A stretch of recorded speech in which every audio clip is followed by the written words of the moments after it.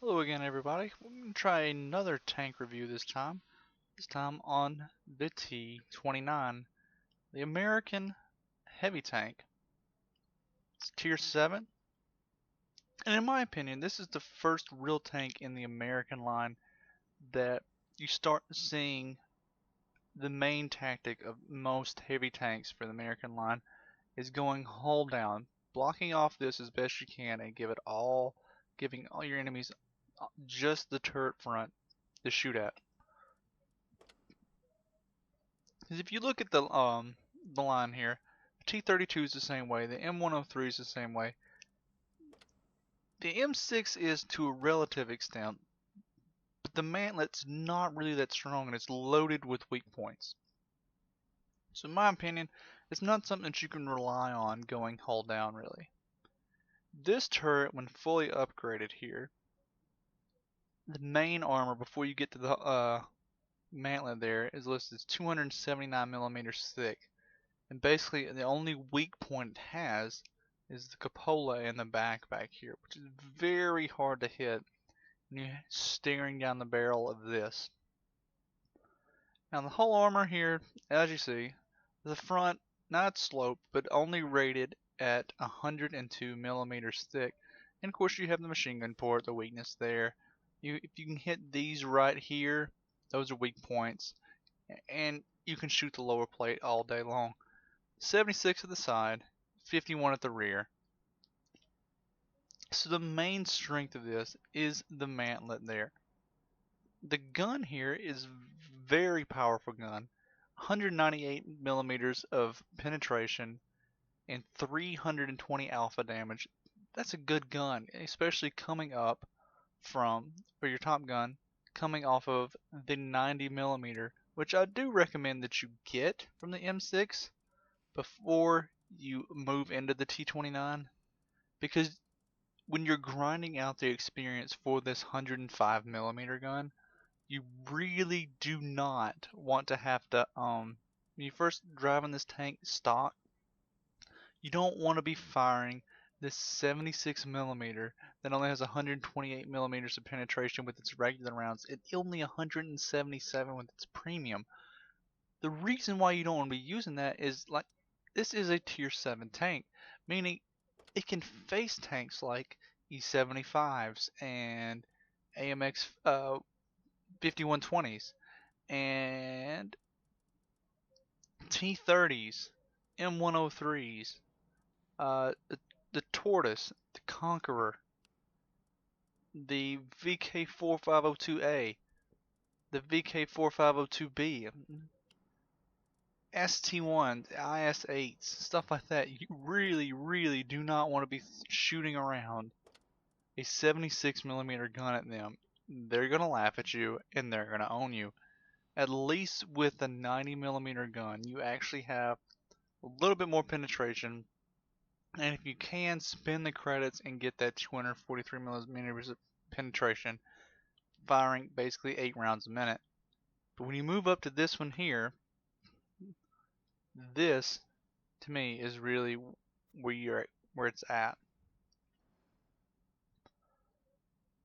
Decent mobility too. It's not the fastest tank in the world, but it's not slow either.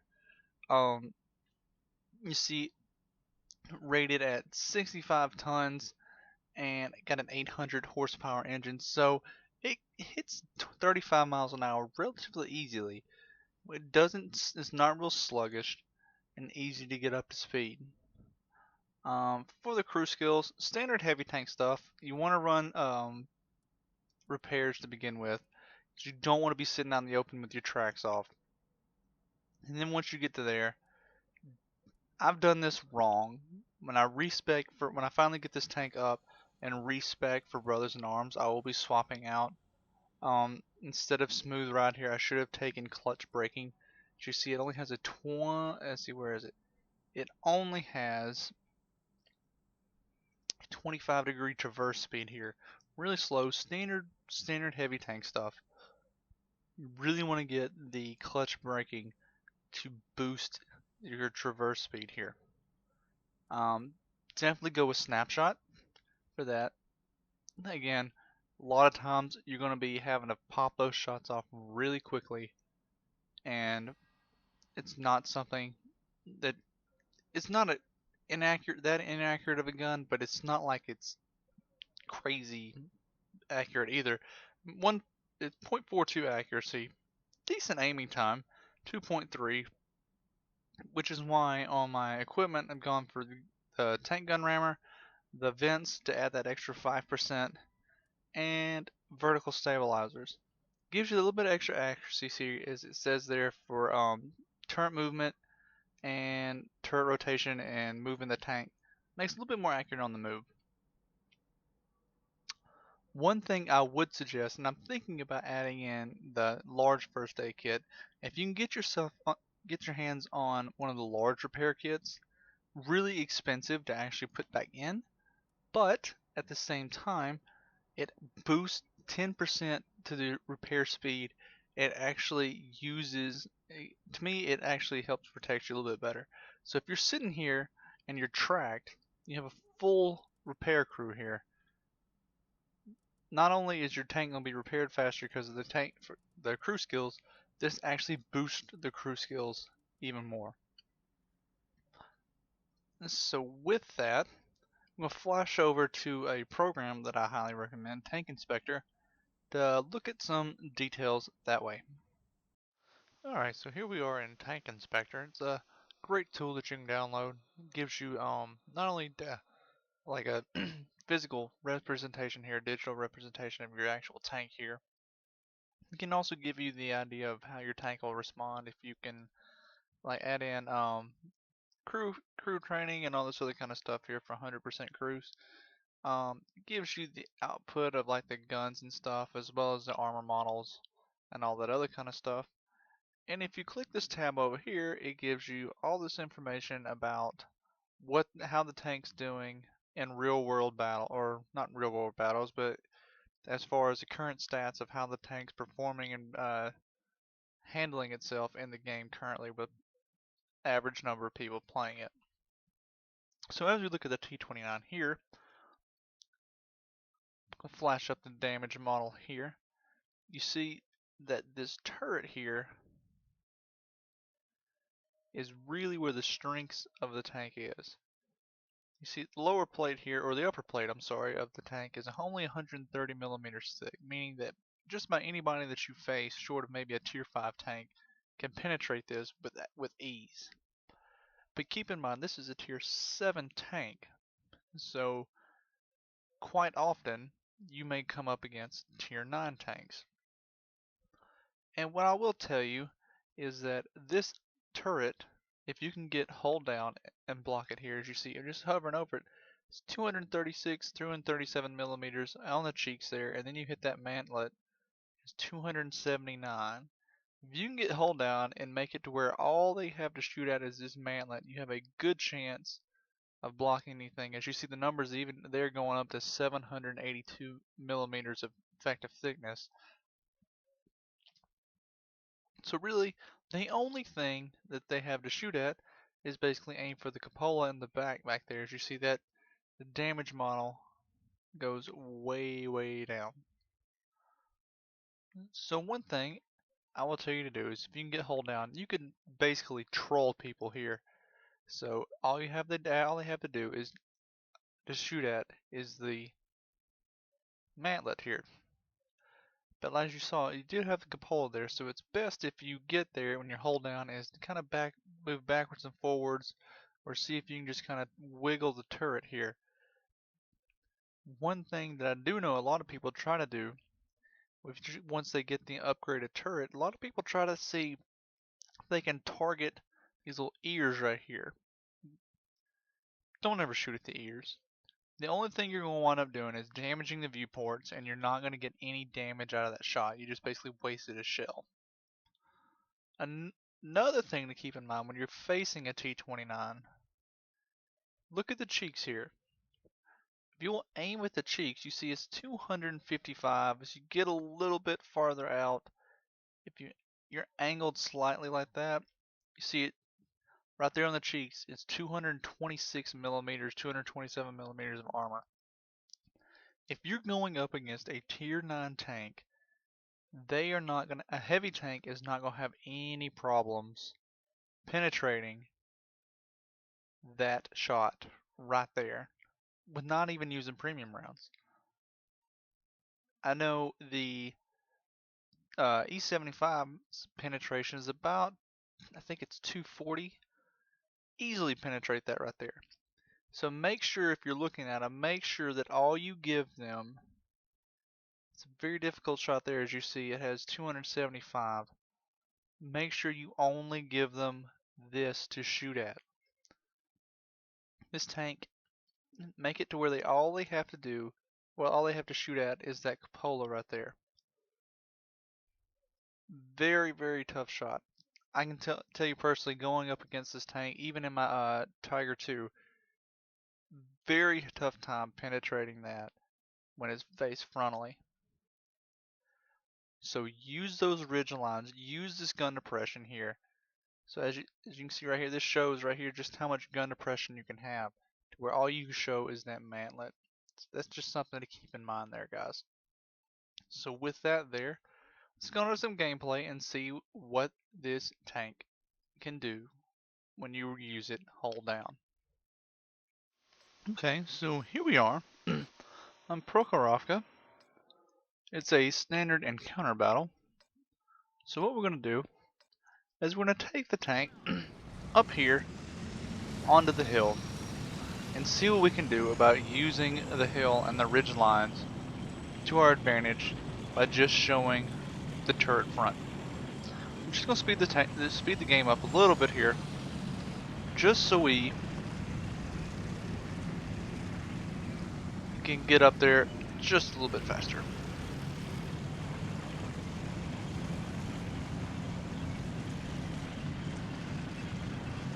Because there's not much going on here. Now granted, we are top tier here. So far, the only thing spotted is that T29. So we're going up on the hill and basically going to watch Overwatch over the cap circle.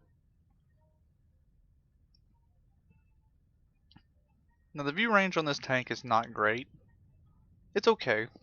With 100% crew, slow it back down here a little bit, you have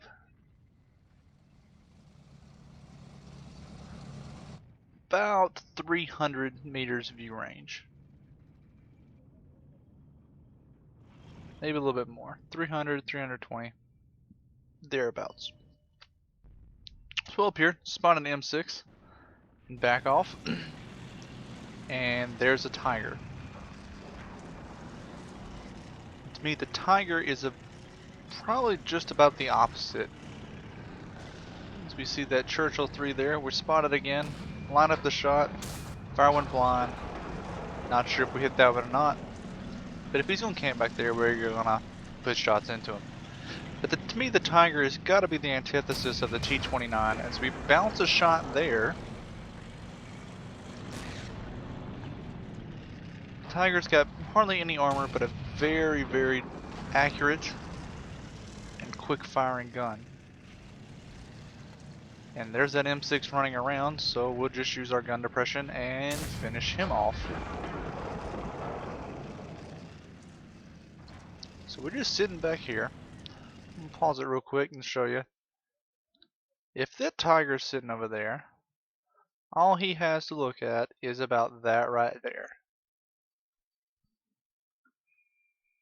Granted, it is sight on, but all he has basically to shoot at is the turret there. So put it back in progress here. KV1S is moving up, see if he can respawn him. T29 has the same idea, but he's getting shot in the side for the tanks down low. So I try to line up a cupola shot here. Miss it.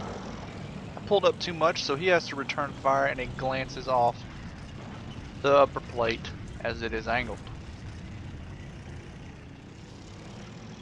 So you just see me cresting the ridge lines here, trying to get some spots off.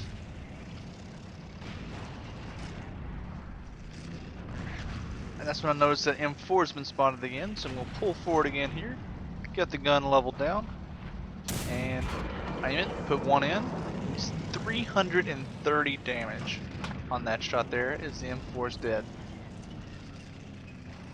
And that's just over an average damage roll for this gun. So we spotted that VK3601H over there. And put a speculative shot in. And it looks like we did hit him.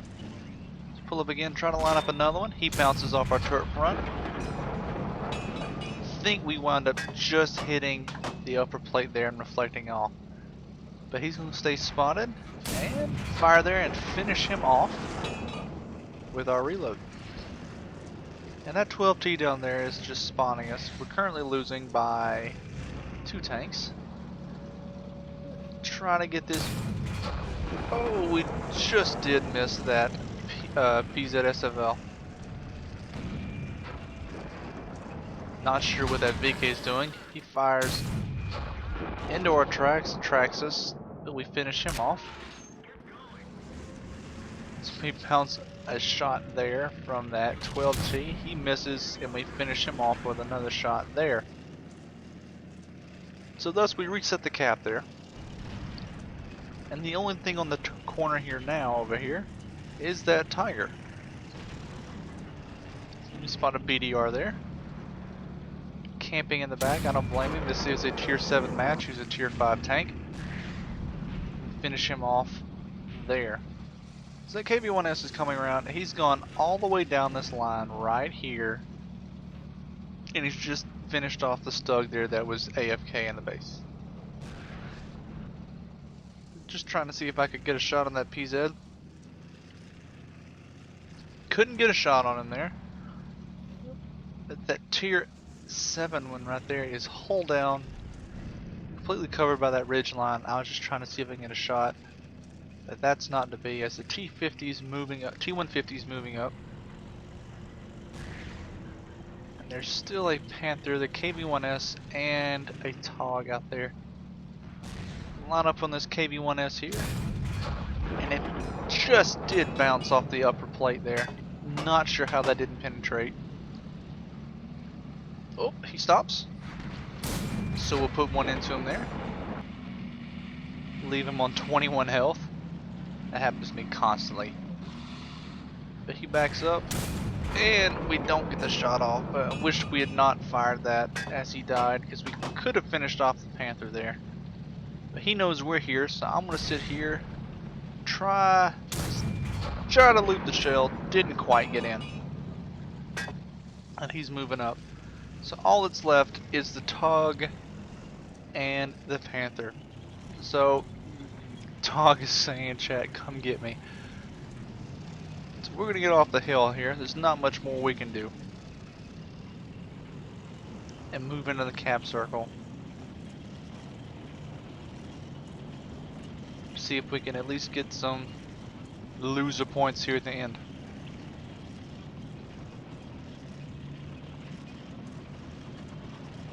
And we're just looking for the TOG there, and oh, he pops up there and bounces off of our upper plate.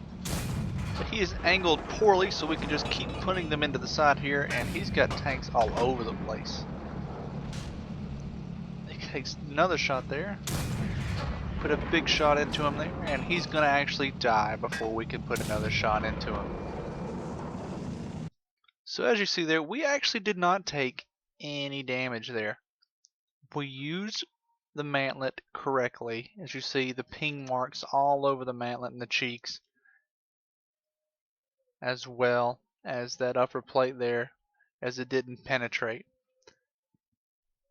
So that's what the tank can do against equal level targets there when it's top tier, when you use it correctly. So let's move on to some more gameplay. Alright, so different map here. Again, we're still top tier, but we're here in a city map. This is on Insk. And there's not a lot of places where we can actually use our turret effectively. But still, this will be a way that we can show you just how effective and how you can use this gun and the mobility of the tank to basically bully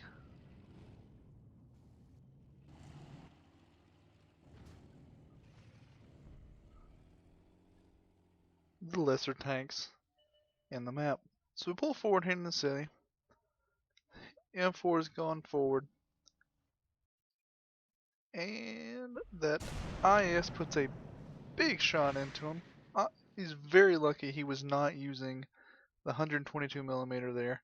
Otherwise, that would be one very, very probably dead M4.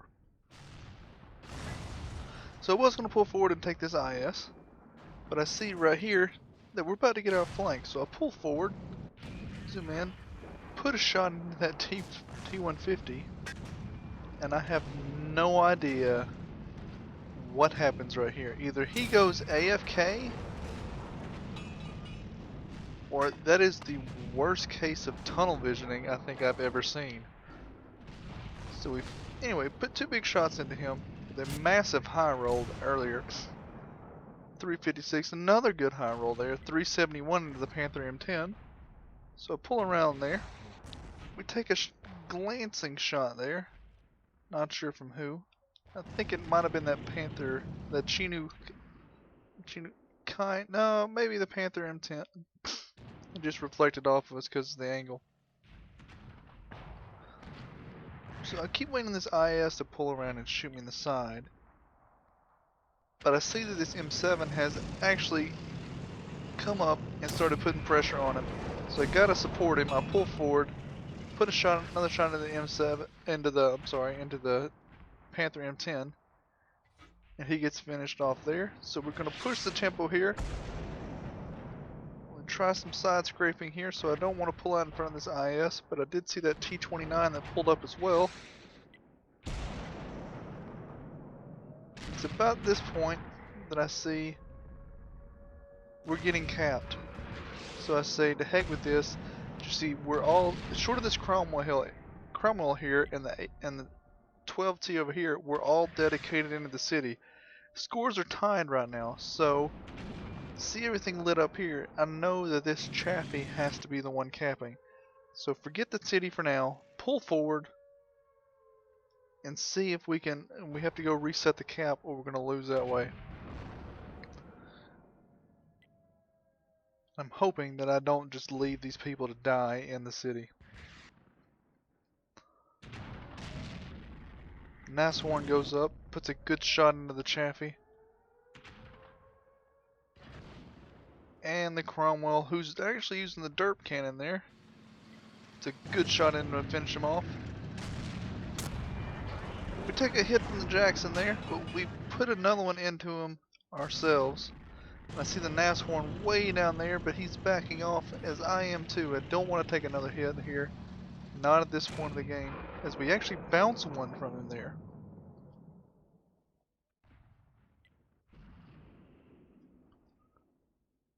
We're backing off here. We know there's a Jackson over here. We just saw the Nashorn down there. And the T29 is right here. So our other Nashorn's going up, see if we can support this town here, as our Cromwell derps his way and kills the Chinukai. The Nashorn's going up to support our AT7 here, who's trying to. Basically, he has a T29, a T25 AT, and a KB1, as well as that Nashorn back there. And I spot the Jackson again. He penetrates us again. Not sure where that one went. And I back up. He needs to die. He's going to spot us as we take another shot from him. Miss that one as well, so I gotta back off. I can't afford to take another shot from him here. As he misses that one, I know I'm going to beat his reload this time, so I fire and finish him off. It's at this point I look at my map and I see this other Nashorn right here. And I'm thinking, oh crap, he's got my flank, so I back up. He's just gone stealth again. We've lost our AT7 in the town. Take a hit from way down there. Gotta be this other Nashorn here. Our Nashorn just finished off their T29. So I'm pulling forward here. Just checking on our Nashorn there. He takes a shot from the KB1, but he is getting out of there. Putting hard cover between him and the enemy. So I'm up here trying to find our Nasshorn, and we find him. And it's at this point I realize I'm going to be hulled down behind this pile of garbage here. Let me fully aim it, put another shot into him there, and finish him off. So we now have a tank advantage. You see, we already have 2,500 damage reported here. So I come down here. I've got to support my team. I'm really worried about this KV-1 coming in here. I know that this Cromwell is using the derp gun, so he's going to find it hard to penetrate this KV-1.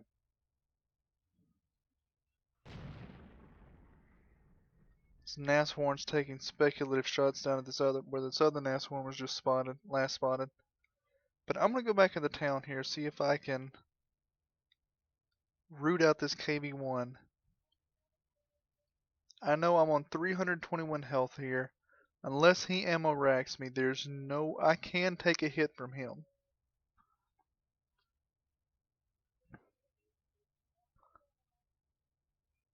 So we're going to pull back into the town, see if we can root him out. There's still 8 minutes. There's tons of time left in the game.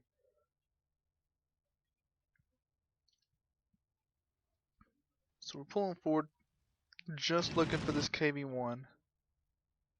When... Let's see, where could he be? So I'm thinking I'm going to flank around here, but that's when I realized there are too many tanks here that have died blocking the way, and he pops up behind us. So I'm thinking he has no idea at first that I was pointing the wrong way, so he's backing up. Take a shot from him, and clutch shot the last one there. I knew that Nasshorn was going to get him if I didn't. So clutch fire the shot as we back up. And now all we have left is an enemy Nasshorn, who was last spotted right over here. So what we're going to do is pull down here, make sure he's not camping in this area as we push in on the base. Personally, if it was me and this Nasshorn was here, I'd be right up here. I know that we're going to come pushing on the base, so I'm guessing he was going to be down in this area here. And let's see if we're right. So as we pull him down here,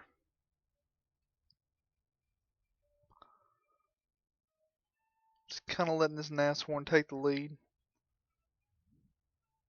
And looking back on it, I see here I have AP loaded, so this is where I swapped to one of my 3 high explosive shells I have here.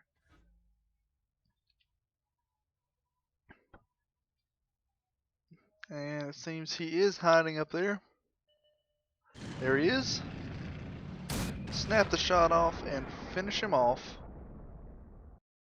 right at the end. So as you see there, we used our gun. Got a little bit unlucky with that Jackson there, but we finished off with 3,100 damage. And again, as top tier.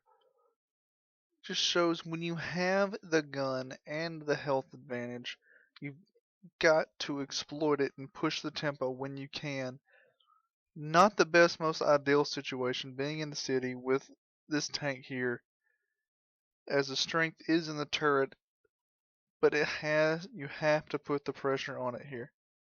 So with that, let's look at some more gameplay from when you're not top tier and see how to handle that, guys.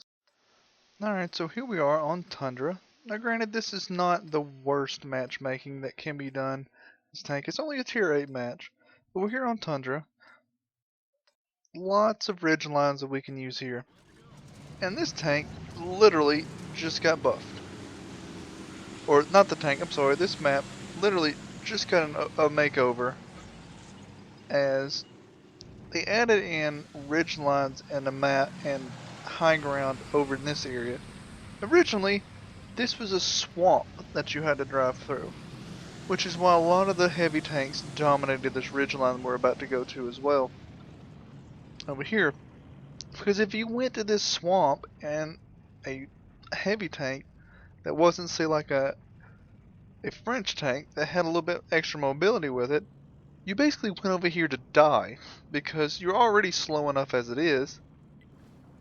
And then you hit this swamp and you just slowed to a crawl where all these tank destroyers up here were just raining down death on you. So that's why most people got into fighting on the corner over here. So here we go, I'm going to go pull up over here.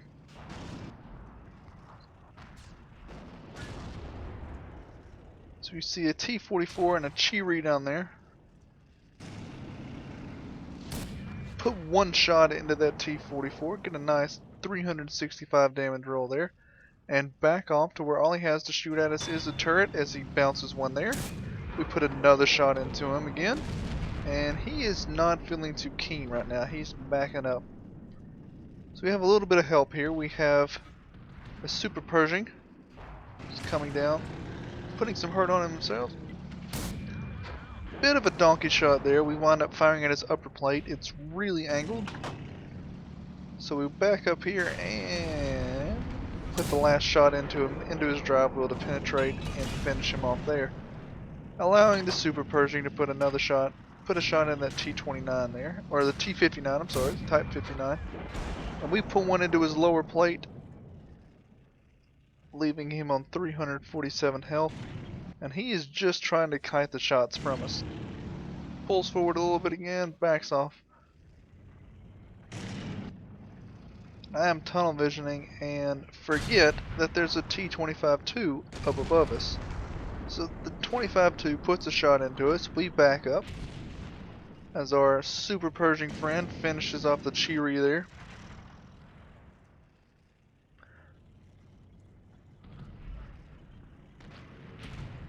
Super Pershing puts a shot into the T25-2. Bounces a shot from the Type 59, and I'm going hunting here.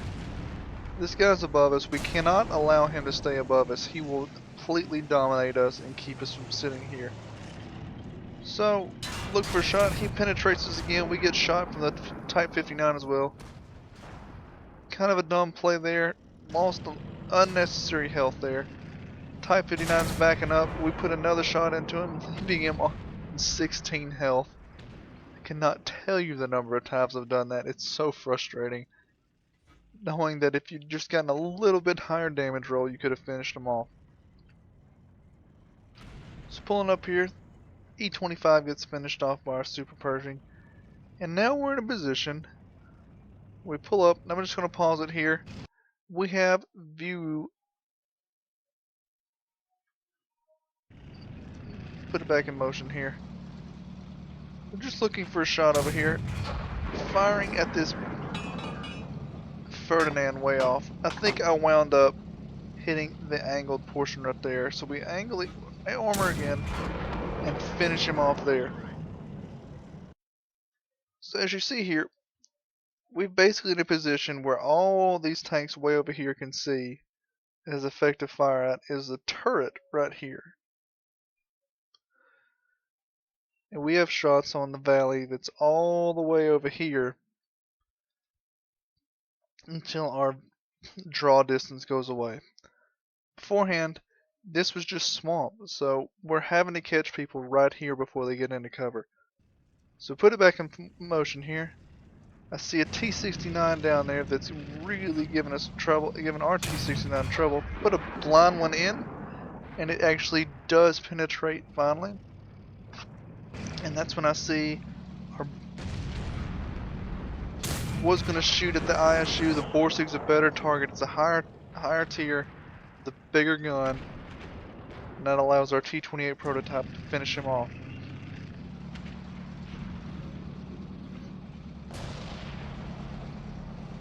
I'm trying to put another shot into this T69, but I do not have effective fire on him, so I hold my shot and back up.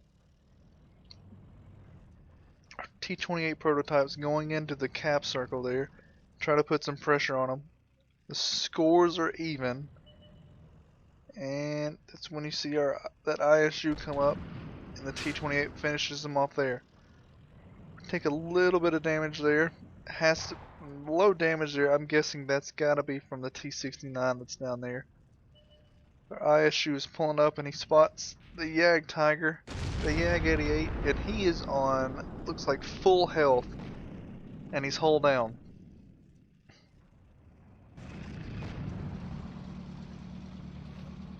And I'm trying to help him out, but I don't have effective shots. You can just see the outline of the top of his tank. I'm trying to see if I can finish him off, and I don't have the shot.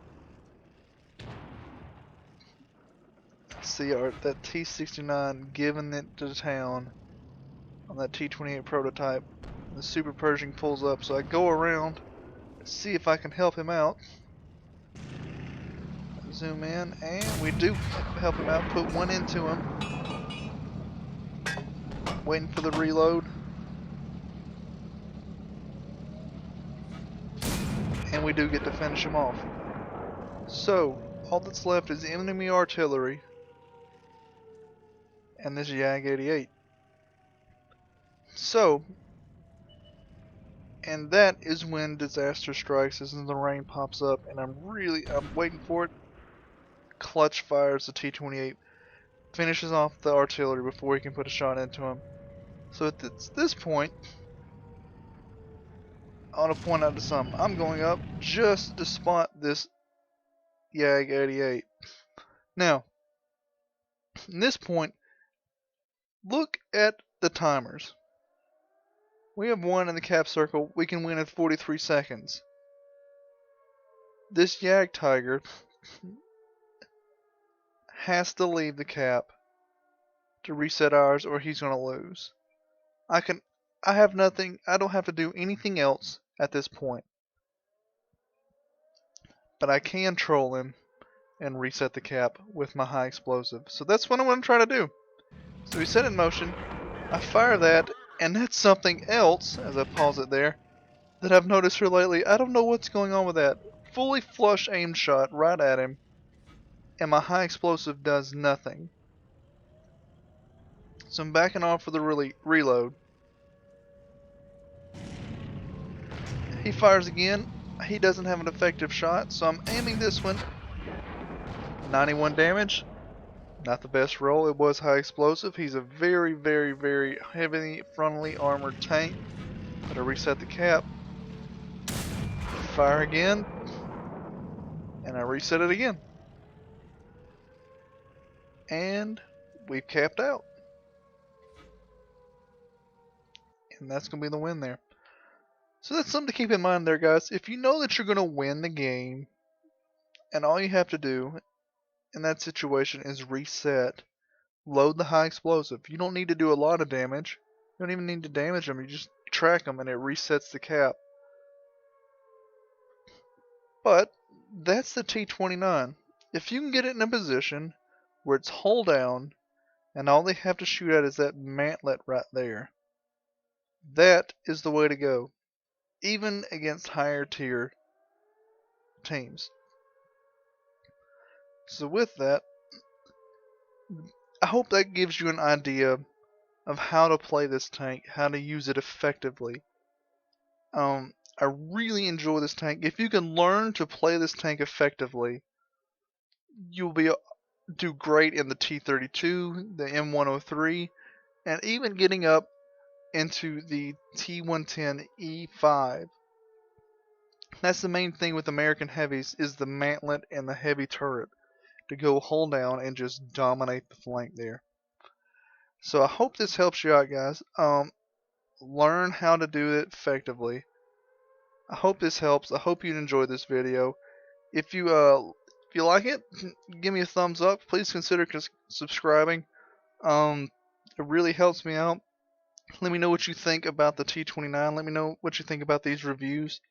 Just leave me a comment below. Let me know what's going on. I have started a specialized Twitter for this channel. It's at my YouTube name, my handle there, Blurry Glasses. If you hit me up on Twitter, I'll try to get back in touch with you guys there. Think about starting another Facebook page just for this too, guys. So if you can follow me there and keep you up to date with what's going on with the channel. But that's all for this time. Thanks for watching, and good luck out there.